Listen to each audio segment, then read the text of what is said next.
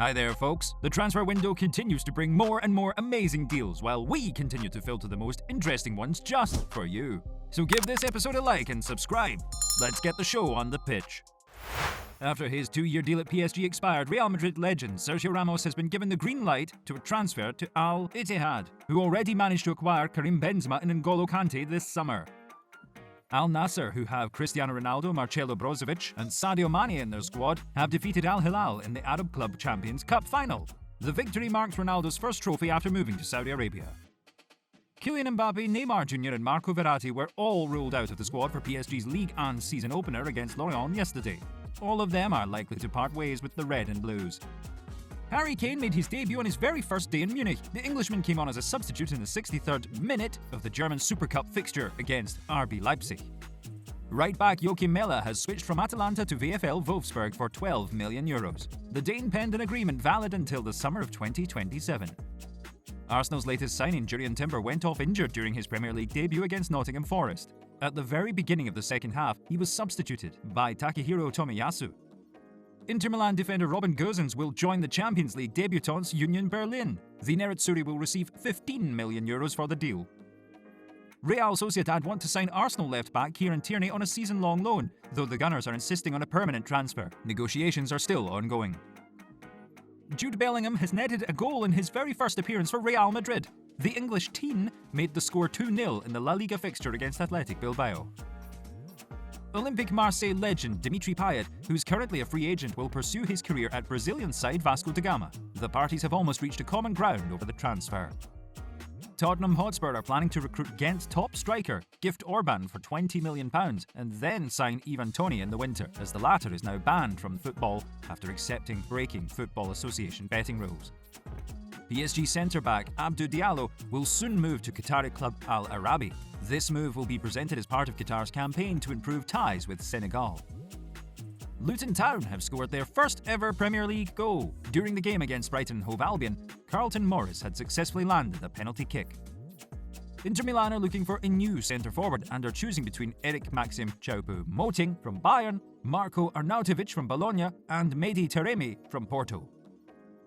Newcastle newcomer Sandro Tonali has scored his debut goal in the Premier League in the 6th minute of the game against Aston Villa. In the same match, striker Moussa Diaby also converted his first goal for the Villains. Romeo Lavia not playing as he's not in the right frame of mind to play. I also believe it's edging closer to a conclusion. Southampton manager Russell Martin had a say on Romeo Lavia talks. Son Heung-min was officially confirmed as the new club captain of Tottenham Hotspur instead of Harry Kane. The South Korean international has been representing Spurs since 2015.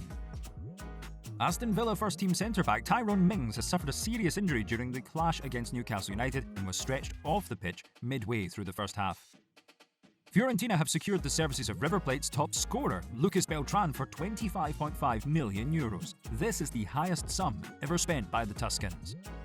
Burnley have landed France 18-year-old forward Wilson Odobert from French side Troyes for the transfer fee of €12 million.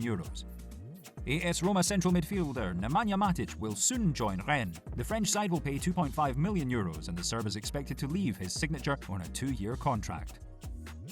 Arsenal have acquired 20-year-old Brazilian winger Marquinhos to Nantes on a season-long loan. He played for Norwich City in the second half of last season.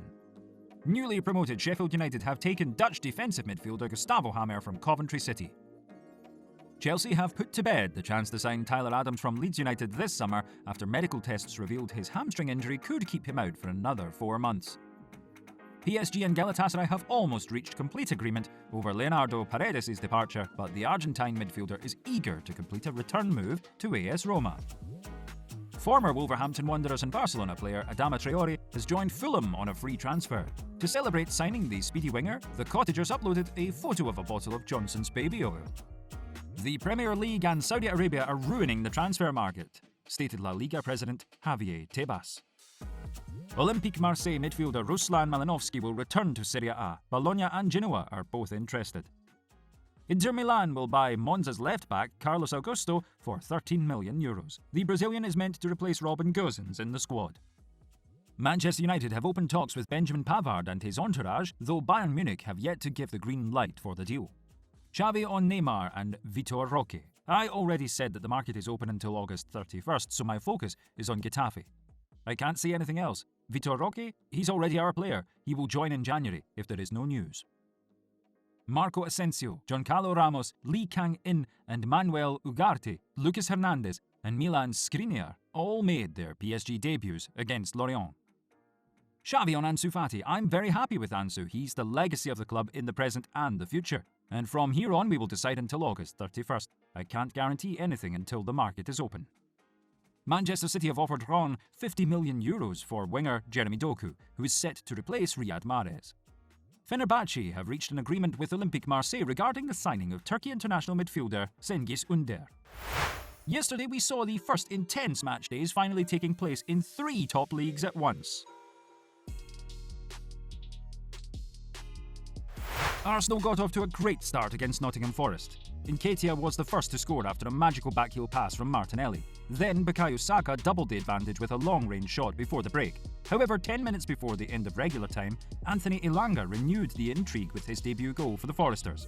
The finish was quite nervy, but Arsenal still took their first 3 points of the 23-24 season.